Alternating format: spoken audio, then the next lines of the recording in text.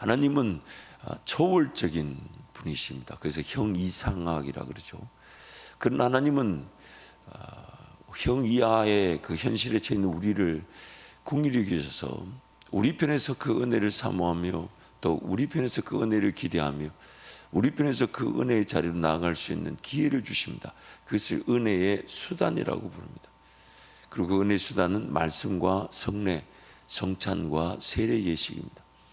그래서 오늘 우리 편에서 그 하나님께로 한 걸음 한 걸음 더 다가갈 수 있는, 그래서 하나님을 택하고 하나님을 의지하고 하나님을 사모하고 하나님을 알아가고 하나님을 경험할 수 있는 그 은혜의 수단으로서 항상 늘 초월적이고 기적이고 신비하고 신비한 현상만을 가지고 우리를 대하시는 것이 아니라 현실의 삶에서 마치 일용할 양식으로 하나님을 묵상하고 하나님을 대할 수 있는 그런 은혜의 수단으로서 말씀과 성례를 주신 것이죠. 그리고 그것이 매일의 양식처럼 우리에게 제지게 될 때에 하나님 언제든 역사하실 수 있는 그 초월적 역사가 담겨질 수 있는 안전한 그릇, 안전한 삶이 된다는 것입니다. 그러나 오늘 우리 삶 가운데는 또한 그 초월적이고 형이상학적인 그 하나님만이 나타내실 수 있는 기적과 그 신비한 역사들도 반드시 주어지게 됩니다. 반드시 맛보아지게 됩니다. 그것이 각 사람의 형편에 따라 다양하게 하나님께서 결정하시나, 그러나 그 모든 것들은 하나님께 달려있기 때문에 오늘 우리에게 달려있는 것처럼 이 말씀과 성례의 수단을 통해 하나님과 동행하게 하시는 것이죠. 그래서 하나님과 동행하는 마음으로 말씀을 대하고 또 성례, 성찬과 세례를 대하는데 그 자체가 마치 꿀처럼 달게 느껴지고 시냇가에 심은 나무처럼 그 시절을 쫓아 가시를 맺는 것처럼, 그렇게 그 물가에 심겨진 나무처럼 영양분을 공급받는 것처럼 행복한데, 하나님은 더 크게 역사하실 그 신비한 은혜들과 초월적인 능력들을 우리에게 보이신다는 것입니다. 또한 우리의 연약함을 아시고 일상에서 그 말씀의 은혜, 성찬의 은혜를 누리게 하시지만, 그러나 그 말씀의 은혜, 성찬의 은혜만으로는 우리 심령이 불타오를 수 없음을 아시고 또 적절할 때에 그런 초월적인 임재와 만지심과 평안과 인도하심으로 또 뜻을 깨닫게 하시는 환상과 예언 등으로 우리에게 또 힘을 더하시고 믿음을 더하시고 더 말씀의 자리, 기도의 자리가 살아날 수 있도록 인도해 주신다는 것이죠. 그래서 하나님의 그 목적은 일상에서의 거룩함입니다. 초월적인 기적과 능력이 가시적으로 아무리 크게 나타난다 해도 우리 내면의 변화가 일어났다라고 볼 수는 없습니다. 하나님께서 어떤 은혜를 어떻게 주시든지 간에 그 초월적이고 가시적인 역사는 반드시 있으나, 그러나 그 초월적이고 가시적인 그런 기적이나 외적인 현상들이 나타났다 해서 내 내면의 세계관이나 문화나 습관이나 또 언어의 습관들, 이런 것들이 하룻밤 사이에 바뀌지 않습니다. 그래서 하나님은 오늘 내 내면의 변화, 일상의 거룩함, 하나님을 더 닮아가며 하나님과 변화되어지기를 원하시는데, 그것을 위해 은혜의 수단으로서 말씀과 성례를 주셨고, 또한 필요할 때 유효적절하게 외적으로 가시적으로 그 기적과 신비한 체험과 능력들을 나타내신다는 것입니다. 그래서 이것을 조화의 문제라기보다는 우선의 문제죠. 오늘 나에게 필요한 것은 말씀과 성례인데, 하나님께서 하나님의 그 주권적인 때와 방법을 통해서 우리에게 그 초월적으로 역사하실 수 있다는 것, 그걸 항상 기대하고 신뢰하나 그 초월적인 것에 너무 매달리거나 그게 너무 의존해서는 안 된다는 것이죠. 때가 되면 하나님 반드시 드러내실 것을 기대하나, 오늘 나는 그 말씀과 성례만으로도 잠잠히 하나님을 기다릴 줄 알고 즐거워할 줄 알고 기뻐할 줄 알며 하나님과 동행할 줄 안다면 그 어떤 초월적인 역사도 놓치지 않을 것입니다. 또한 오늘 우리 지금 이 시대는 이제 그 말씀의 중요성이 부과되고 있다는 것은 그 말씀의 그 일상화가 너무 관가되고 있다는 면이기도 하죠.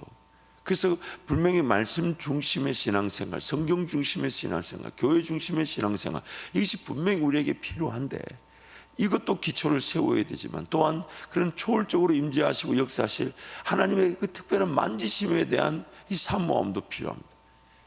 왜냐하면 지금 이 시대를 가만히 보면 말씀 중심의 그 말씀 기초에 둔 이 신앙의 그런 기초도 필요하지만, 동시에 그런 하나님께서 우리에게 말씀하신 성례, 성찬과 세례를 통한 초월적 임재와 그 만지심에 대한 기대감도 너무 없는 상태인 것 같아요. 많이 들여다보면 그 뭔가 특별한 예언, 특별한 병고침, 뭐 특별한 은사, 이런 것들은 늘 기대를 갖고 있지만 성찬과 세례를 통한 그런 하나님의 임재에 대해서는 이 사모함이 없는 것도 사실인 것 같아요. 제가 그 LA 북부의 그 팜데일이라는 사막지대인데, 거기에 그 벨기에 신부님이 자기 혼자서 이제 일구어서 수도원을 세워놓은 곳이 있습니다. 제가 그 수도원 이름이 정확하게 갑자기 기억이 안 나는데, 근데 이 벨기에 신부님은 로마 카톨릭, 그러니까 천주교에서 파송을 받아서 중국에 이제 중국의 선교사로 가셨다가 그 중국 선교에서 추방을 당하셨어요. 근데 지금은 어떤지 모르겠습니다만 그 이제 벨기에 신부님의 이제 고백에 따르면 당시에는 파송받은 그 선교지에서 추방을 당하면 다른 어떤 곳으로 갈 수가 없다고 합니다. 그래서 이제 인도하심에 따라 캘리포니아 그 북부 지방에 있는 이제 사막에 와서 거기서 이제 자기 혼자 땅을 개척하고 해서 이제 수도원을 이렇게 세워두셨어요. 그리고 이제 거기는 뭐 아무도 이제 관여를 하지 않으니까 순수 초대교회적 신앙을 이분이 추구하신 거죠. 그래서 성경이 말하고 있는 그 부분만을 놓고 자기의 사명은 삶은 기도다, 노동이 기도다 해서 그 기도 중심적 삶, 그리고 그 삶을 영위하게 하는 최소한의 필요수단만 이제 밭을 이루어서 그것을 통해서 이제 수도원을 세우셨는데, 많은 이제 수도사들이 적지 않게 몰려드니까 이 수도원이 좀 커지기 시작했어요. 그렇지만 이제 이 신부님이 끝까지 원칙을 지켰더니 아주 그래도 건강하게 수도원이 잘 세워져, 지금도 그 수도원이 정말 그 기도하는 그 공동체로 잘 세워져 있는데, 그래서 제가 이제 우리 그 신학교 교수님이 이제 저를 데리고 한번 거기를 가신 거예요. 그래 갔는데 점심 시간에 식사 전에 이제 예배를 드려요. 하루에 이제 기도 시간이 7번인가 있고 예배가 5번이 있더라고요. 그러면서 나머지 시간에는 이제 노동을 해서 그 필요한 재원들을 이렇게 마련하는데, 12시에 이제 예배를 드리고 이제 밥을 먹는데, 예배 드릴 때 이제 그 예배가 어떤 말씀 중심이라기보다는 예식 중심이었어요. 나중에 이제 내가 시간표를 이렇게 들여다 보니까 렉티오 디바나라 그래서 말씀을 읽고 말씀을 암송하고 말씀을 묵상하고 말씀을 깊이 새기고, 그 이제 그런 말씀 전심의 말씀 중심의 예배는 따로 딱 구별되어 있고, 12시에는 이제 그 예식 중심의 예배였어요. 그래서 그 성찬의 의미를 깊이 생각하고 성찬을 다시금 어떻게 대할 것인가, 뭐 그런 짧고 그러나 좀 묵상할 수 있는 시간을 주면서 이제 성찬을 대하는데, 이제 그 조그만 이런 그릇에 이제 한 10여 명 정도가 예배를 드렸어요. 많은 그릇에 이제 예수님 당시에 이제 그 대부분이 무교병이었잖아요. 그 6월절 예수님을 개념하는 해서 이제 그 무교병이란 말은 누룩이 없다 보니까 우리로 말하면 빵이라고 보기는 그렇고 그냥 과자라고 보면 어떨까 싶어요. 왜냐하면 누룩이 없으니까요. 그래서 그 자리에서 요만한 이제 과자 같아, 비스킷 같아요. 그런 걸 이제 부수면서 예수님이 우리를 위해 이렇게 부서지셨습니다. 살찌져 주셨습니다. 그렇게 부수면서 이제 묵상하는 시간 가지고 나가면 이제 앞에 있는 그 이제 신부님이 그걸 이렇게 하나씩 이렇게 먹여 주셨어요. 그래서 기도하는 마음을 하나 받아 먹고 이렇게 돌아왔어요. 이제 잔을 취하는 시간인데, 이건 예수님의 살을 피를 기념하는 것입니다. 근데 진짜 포도주였어요. 알코올이었어요. 그리고 잔이 하나밖에 없었어요. 그 제가 이거 떡은 이 빵은 받았는데 잔을 받아야 되는데 저걸 왜 잔이 하나지? 지금 여러분 못 알아들으신 것 같아요. 10여 명이 있었다 그랬어요. 근데 잔을 하나를 들고 계셨어요. 그래서 제가 일단 조용히 한 사람씩 이렇게 나가니까 이제 2-3명씩 이렇게 줄을 서서 가는데, 조금 이제 나갈 요량하고 이제 가만히 지켜보니까 그 잔 하나로 주고 다주고 닦아가지고 다시 주고 이렇게. 아하, 참. 물론 저도 그렇게 비가 약한 편은 아니에요. 비가 약한 편은 아니지만, 아하, 그래가지고 그렇다고 또 빵은 받았는데 이 차는 안 받을 수 없어. 미리 얘기해 주지. 근데 또 미리 얘기할 분위기는 아니었던 것 같고, 그러면서 이제 막 이걸 그래도 뭐 죽게 해야겠나 그런 마음으로 이제 줄을 서서 봤는데, 왜 그런지 모르겠습니다만은 지금까지 그 성찬 예식에 이 예식에 했던 모든 장면이 생생하게 제 머릿속에 남아있어요. 생생하게 남아있어요. 그리고 왜 그게 사모가 되는지 모르겠어요. 분명히 그때 비 때문에 받아야 되나 말아야 되나 고민하면서 받았는데, 나중에 이제 교수님이 내려오면서 이제 설명을 하시더라고요.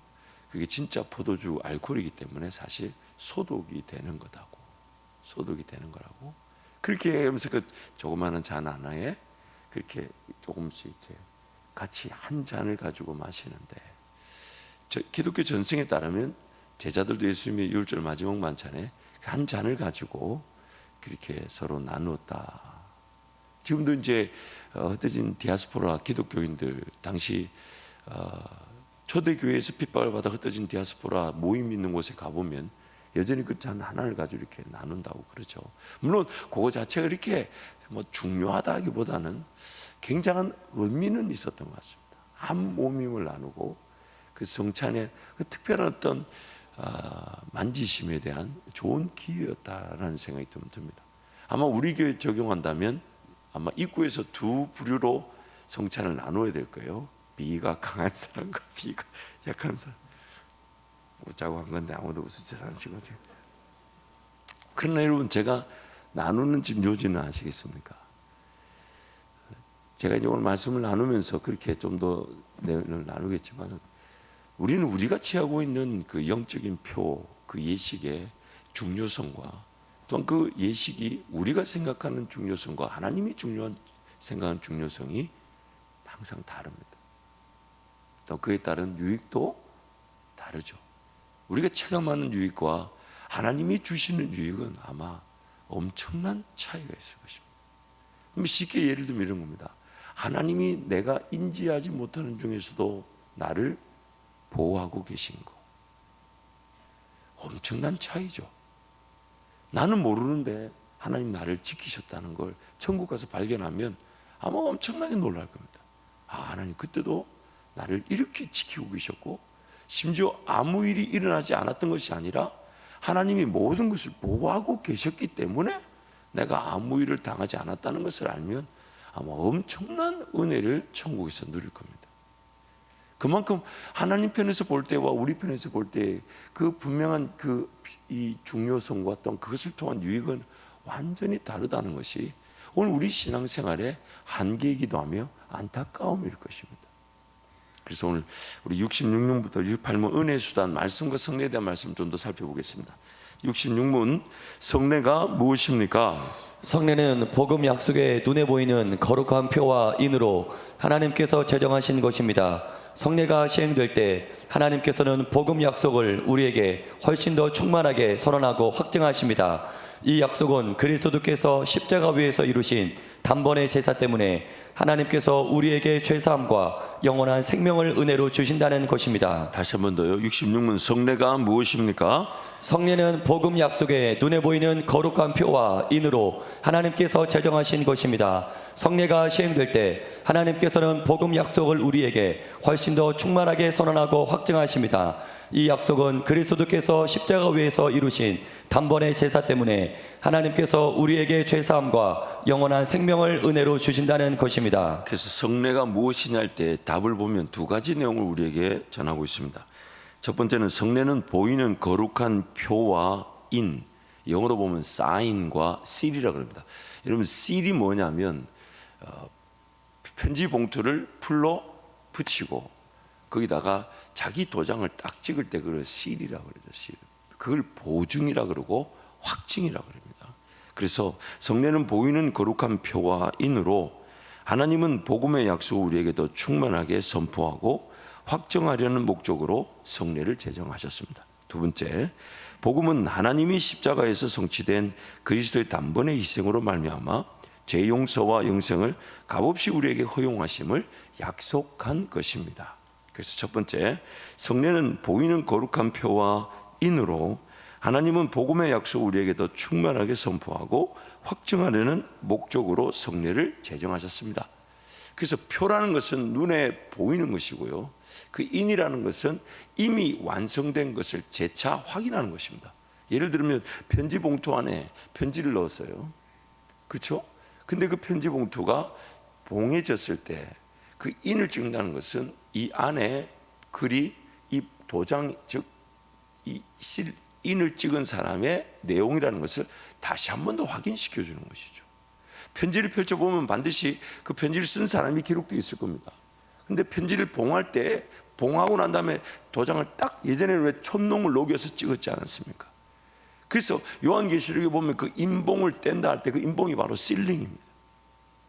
그래서 성령이 인을 치신다는 것은 안에 예수 그리스도의 보혈의 정서가 들었고, 그리고 우리에게 그것을 인을 치신다는 것은 보이는 것으로 확증해 주신다는 것이죠. 그게 바로 성찬과 세례라는 것입니다.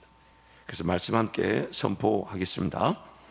너희는 양피를 베어라. 이것이 나와 너희 사이의 영원한 표징이니라. 내 하나님 여호와께서 내 마음과 내 자손의 마음에 할례를 베푸사 너로 마음을 다하며 성품을 다하여 내 하나님 여호와를 사랑하게 하사 너로 생명을 얻게 하실 것이며, 때에 그 스라베 하나가 화저로 단에서 취한 바 빈 숯을 손에 가지고 내게로 날아와서 그것을 내 입에 대며 가로되, 보라, 이것이 내 입에 닿았으니 내 악이 제하여졌고 내 죄가 사하여졌느니라 하더라. 이는 노아의 홍수에 비하리로다. 내가 다시는 노아의 홍수로 땅 위에 번람치 않게 하리라. 맹세한 것 같이 내가 다시는 너를 노하지 아니하며 다시는 너를 책망하지 아니하기로 맹세하였노니, 또 나는 그들을 거룩하게 하는 여호와인 줄을 알게 하려 하여 내가 내 안식일을 주어 그들과 나 사이에 표징을 삼았었노라. 저가 할례의 표를 받은 것은 무할례 시에 믿음으로 된 의를 인친 것이니, 이는 무할례자로서 믿는 모든 자의 조상이 되어 저희로 의로 여기심을 얻게 하려 하심이라. 아멘. 아브라함의 예를 들고 오늘 우리의 예를 들면서 우리가 받은 의, 즉 하나님의 자녀가 된 것은 이미 믿음으로 되었다는 겁니다. 근데 그 믿음으로 되었다는 것을 막상 본인이 내가 잘 모르니까 그 믿음으로 된 것을 인을 쳐 주셔가지고 그것을 확인시켜 주셨다는 거예요. 또한 그것은 성령으로 인을 치셨는데, 근데 성령으로 인친 것조차도 우리가 잘 모르니까 우리 눈에 모이는 방식으로, 이러한 방식으로 너희가 인이 쳐졌다. 그래서 그 방식이 뭐냐? 세례와 성찬이라는 거예요.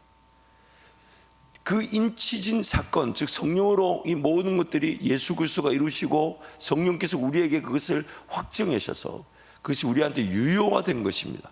그렇기 때문에 우리는 그것이 우리에게 일어난 것을 잘 모를 수가 있다는 거예요.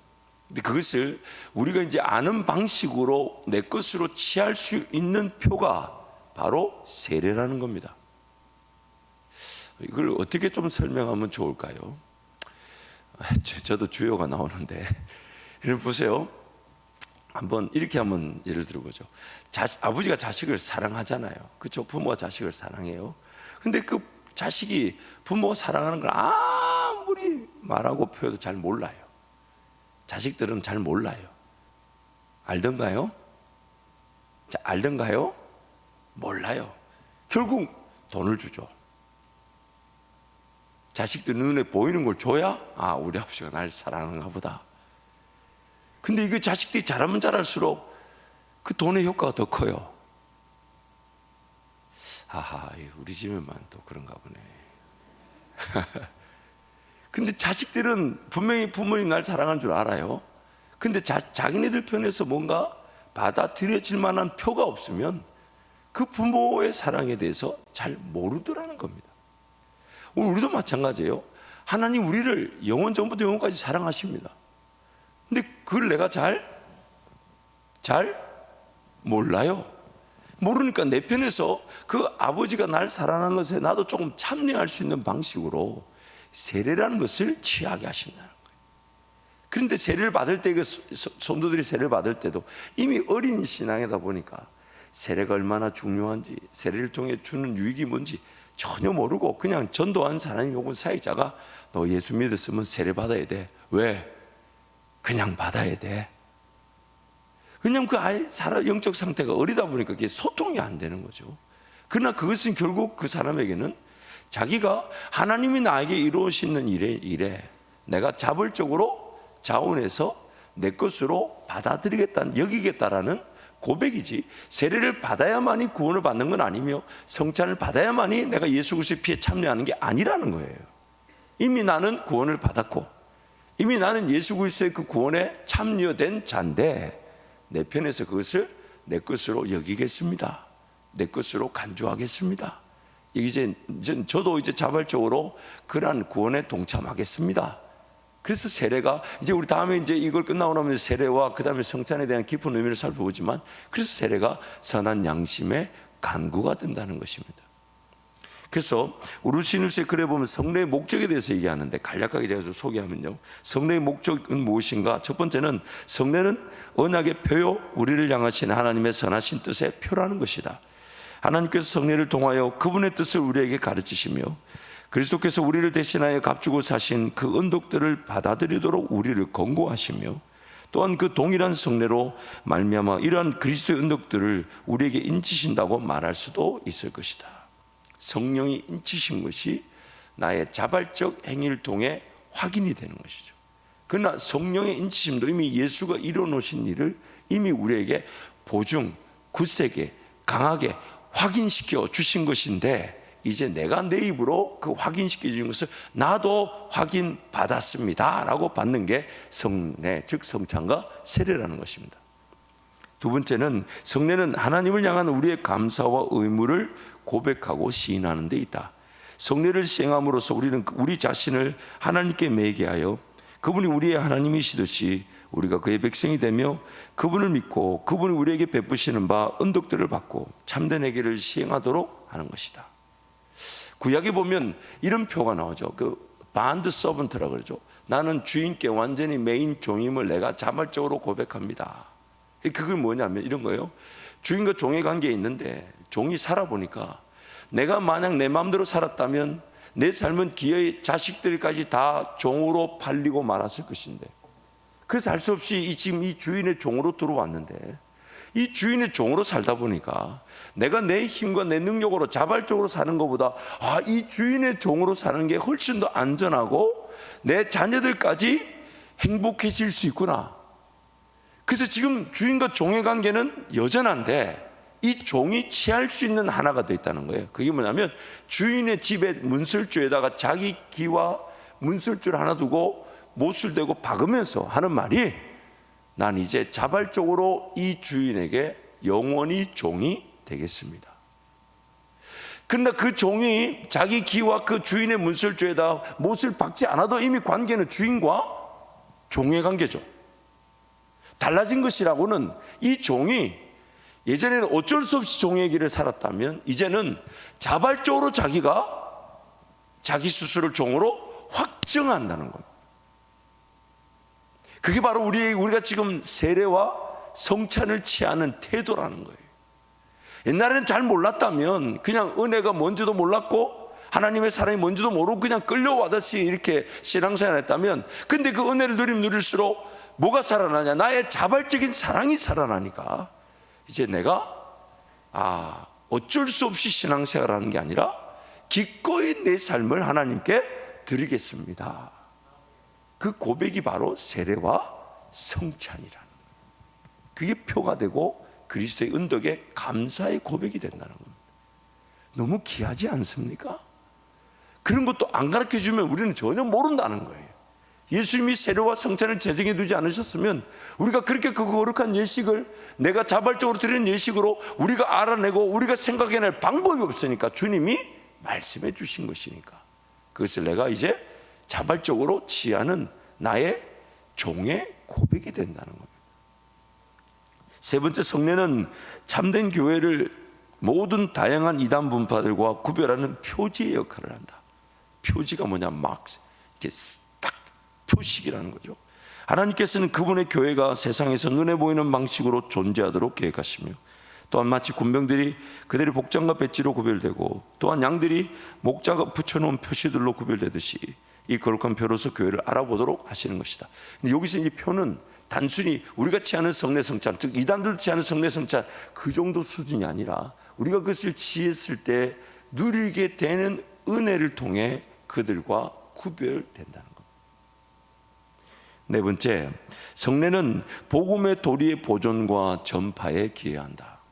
하나님께서는 성례를 시행함과 더불어 말씀과 그 말씀의 적용이 있도록 하신다. 즉 자녀들이 성례 같은 예식을 볼 때 제정되진 이유로서의 하나님의 권능과 능력의 구원을 소개하기 때문이다.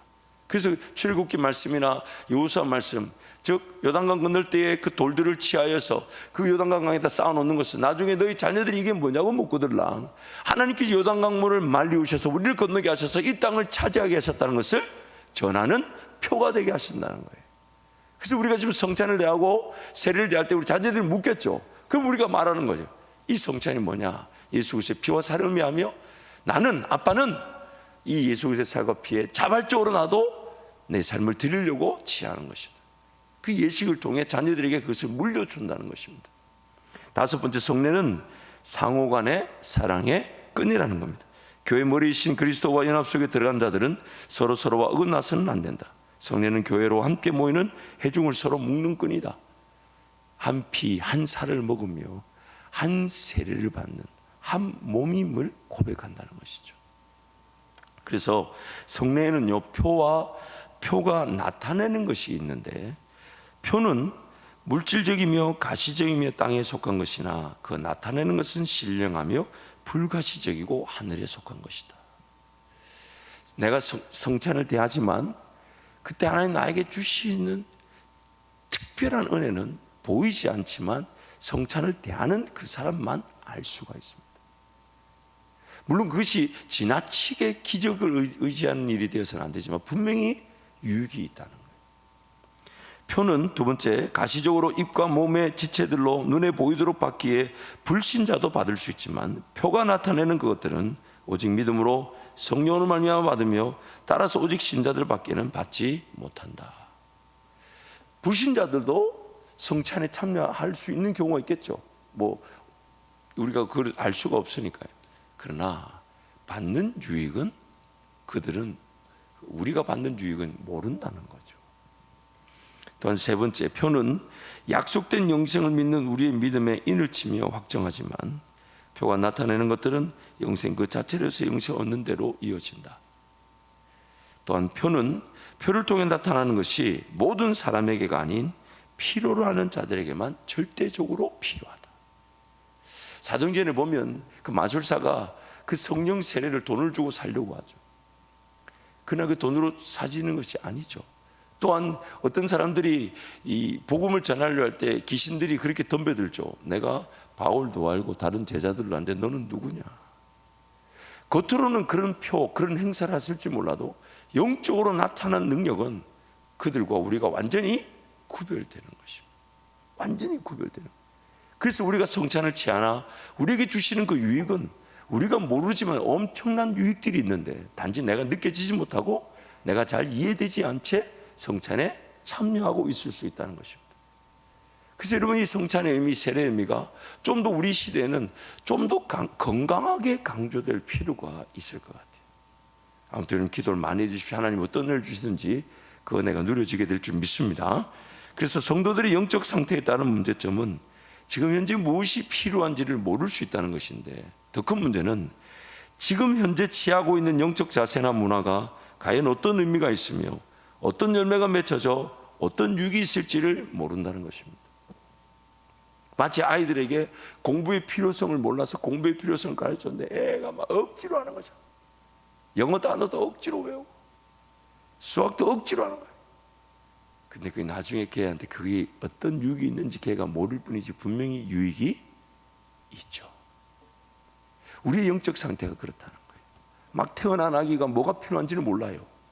그러니까 신앙생활 여러분 할 때 굉장히 정말 이런 부담감을 가져야 됩니다. 누군가는 그 갈망과 갈급함을 이만큼 갖고 있는데 누군가는 요거밖에 갖고 있질 않아요. 누구는 목마르다고 배고프다고 아우성을 치는데 누구는 배고픈 줄도 목마른 줄도 몰라요. 이게 오늘 우리의 영적 상태의 문제점이에요. 뭐가 필요한지, 또한 지금 하라에서 하긴 하지만은 왜 하는지 모를 수 있다는 거예요. 예를 들면 우리 헌금을 왜 그렇게 만들어 놓겠습니까? 주일헌금을 만들어 놓고 11조를 만들어 놓고 감사헌금을 만들어 놓고 성경을 만들어 놓고 구제헌금 만들어 놓고 목장헌금 이런 거 왜 만들어 놓습니까? 성령 하나님의 그런 은혜를 누리면 나의 그 자발적인 사랑의 관계 확 살아나야 되는데 다시 태어난 그 아기들한테는 그걸 가르쳐 주지 않으면 할 줄 모른다는 거예요. 그 정도 수준도 안 가르쳐 주면 그 나중에 물질을 구별하는 것, 시간을 구별하는 이런 걸 전혀 모른다는 거예요. 또 그 규칙과 체계와 질서가 무너지면 교회가 지켜지지가 않는 거예요. 그래서 가르쳐 주는 거예요. 시간을 좀 구별할 때는, 물질을 구별할 때는. 그래서 잘 모른다면 일단 주일헌금부터 한번 해봐봐. 그리고 11조도 10의 1이 안 되면 100의 1부터 한번 해봐봐. 왜 그렇게 얘기해 주는 것은 그 영적 상태에 어리다는 것을 우리가 서로 인정하자는 거죠. 그러나 그것이 그 지체에게는 그 100의 10의 1조를 드리지 못해 100의 1을 드리는 것이 정말 본인에게는 힘들지만은 하나님께는 엄청난 그 기록이 되고 감사의 고백으로 받아들여져서 그에게 주신 은혜가 기회의 그 10의 1로 드릴 수 있고 더 드릴 수 있는 길로 인도해 가는 씨앗이 되게 한다는 거 아닙니까? 그래서 우리가 그렇게 현실적인 측면에서 가르쳐 주는 것이죠. 신앙이 귀한 줄 모르며 자기 신앙이 얼마나 귀한 하나님의 선물인 줄 모릅니다. 보세요. 신앙이 귀한 줄 몰라요. 그리고 또 안타까운 우리가 이 새벽에 이렇게 깨우고 나온 게 하나님께는 얼마나 귀한지를 정작 우리가 잘 모른다는 거예요. 사실 이 정도는 알죠. 내가 새벽을 못 깨우던 자가 이렇게 깨우게 된 거 하나님의 은혜지만은 하나님 거기서 멈추지 않으시죠. 더 놀라운 은혜의 시작으로 보고 계시지 않겠습니까? 그래서 여러분 내일 새벽도 벌떡 일어나게 될 줄 믿습니다. 왜냐하면 내가 생각하는 그 은혜의 크기와 하나님이 준비하는 은혜의 크기는 다르거든요. 여러분 지나고 나서 이거 시간이 없는데 지나고 나서 보면요, 그때 내가 만약 금식하지 않았다면, 그때 내가 만약 새벽을 깨우지 않았다면, 그때 만약 내가 주님 사랑하다 그렇게 고백하지 않았다면 내가 과연 오늘 이 은혜의 자리에 있을 수 있을까? 물론 그때 금식하면서 그런 은혜를 기대했던 건 아니에요. 그때 그렇게 헌신하면서 나에게 뭐 더 달라고 그렇게 조건을 걸었던 건 아니에요. 그런데 지나고 결과를 보면 그때 그 금식, 그때 그 기도, 그때 그 헌신이 없었다면 내가 과연 오늘 이 은혜 자리에 이룰 수 있었을까? 조건이 되지는 않았지만은 지나고 보니까 하나님 그 모든 것들을 합력하여 선을 이루시는 기회가 되게 하셨다는 거예요. 그래서 그 소중함을 모르는 거예요. 내가 이렇게 한다고 될까? 하나님 은혜인데? 근데 그렇게 안 하는 사람은 끝까지 그 은혜의 맛을 모르는 거예요. 그러나 지금 내가 뭔가 새벽을 깨우고 금식하는 거는 뭔가 얻기 위한 조건이 아니라 이거라도 안 하면 내가 못 살 것 같아서 하는 건데 하나님은 그것이 나중에 은혜를 맺는 수단이 되게 하셨더라는 거예요. 이게 은혜라는 겁니다. 이게 값이 없지 않아요? 지불할 능력이 없어서 값없이 준 거지. 그 은혜는 굉장한 값을 가지고 있습니다. 내가 행위로 나타낼 수, 행위로 감당이 안 돼서 값없이 주어진 것이지. 그래서 이렇게 예배할 수 있고 이렇게 기도할 수 있고 이렇게 은혜를 바랄 수 있다는 것이 귀한 줄을 모른다는 거예요. 귀한 것에 대해서는 지극히 마땅한 것으로 치부해버리고 아쉽고 부족한 것에 대한 갈증만을 강조하다 보니 쉽게 지쳐 인내하지 못한 채 살아갈 수 있습니다. 내가 이렇게 기도한다고 될까? 내가 이렇게 헌금한다고 될까? 이렇게 예배한다고 될까? 근데 그 자체가 귀한 줄 모르는 거죠. 그 자체가 은혜인 줄 모르는 거죠. 그러다 보니 자기가 원하는 그 문제 해결, 자기가 원하는 그런 은혜의 방식, 그리고 가시적이고 극적이고 기적적이고 신비하고 확실하고 분명한 뭐 이런 것들만 자꾸 구하며 다르다 보니까 영적 면역이 상실된 채 허덕거리다 이단에게 혹은 잘못된 곳에 끌려가 버리고 맙니다. 그래서 오늘 우리에게 주신 이 말씀과 성례라는 은혜의 수단이 정말 분명하게 지켜져야 되는데 사모함으로 지켜져요. 마치 내가 먹을 수 있는 양식인 것처럼. 그때 하나님께서 더 풍성한 은혜를 우리에게 베풀어 주실 것입니다. 그래서 여러분 매일매일 이 새벽을 깨울 수 있는 게 정말 보통 은혜가 아님을 잊지 마시기를 축복합니다. 이렇게 깨울 수 있는 게 은혜나 이것이 나중에 하나님께서 어떤 은혜 위에 은혜의 시작이 되게 하실지 사모함으로 주님과 동행하시기를 축복합니다.